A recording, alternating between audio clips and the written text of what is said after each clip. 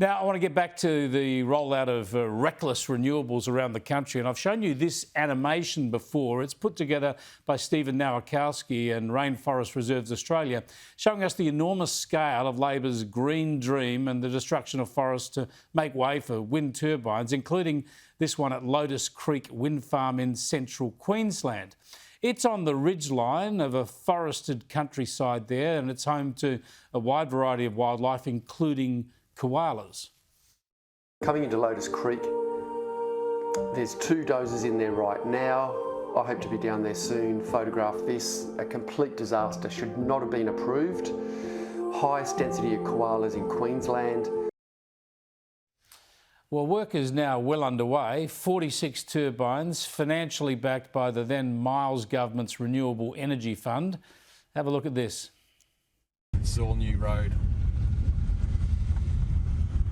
Up here is this big area clearing, over 10 hectares of clearing of koala habitat. This is all koala habitat. Cranes, managed work in here.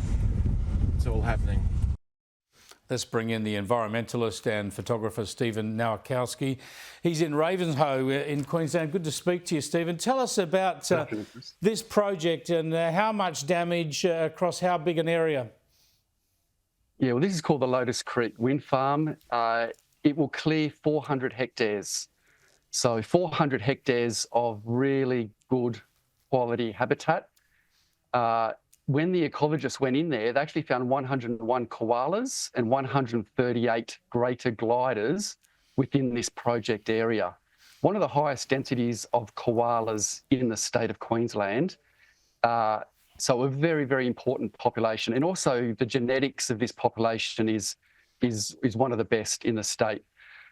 This is what we call refuge areas. They're areas that have escaped clearing in the past. What we're seeing here on the TV right now is just the laydown area for the work dongers and car parking area. That will just be just for the work dongers. So that's only 10 hectares. There's another 390 hectares like that right across the ridge lines and mountain tops of that site. And all those mountains you saw in that footage off in the distance, they're all being blasted out and excavated out right now as we speak. I can understand why, as an environmentalist, you're so upset, because this will change the character of this bushland forever. Those areas that will be cleared, of course, but then you'll have those roads going through, linking up all the wind turbines. So it'll look different, and there'll be breaks in the bush where all the roads and clearings are made. And this is happening along a vast stretch of the Queensland ridgeline. That's right. Yeah, Chris, these proposed wind farms are extending right down the coastal ranges, or the Great Dividing Range, actually, of Queensland. This is where the wind resources are. There's no wind resources down on the flat country. The wind resources are up in the mountains. So what these developers need to do is punch roads up into the high ridge lines. And it's these areas, like I said, that have escaped industrialisation, urbanisation, high-value agriculture. This is just the start of it. That footage there is just the start. All those mountains you see in the distance, they're all going to be carved up.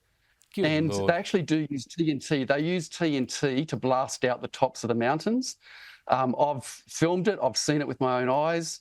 And that's what they need to do. So the easiest way to blast out the tops of the mountains is with TNT rather than rock-breaking machines.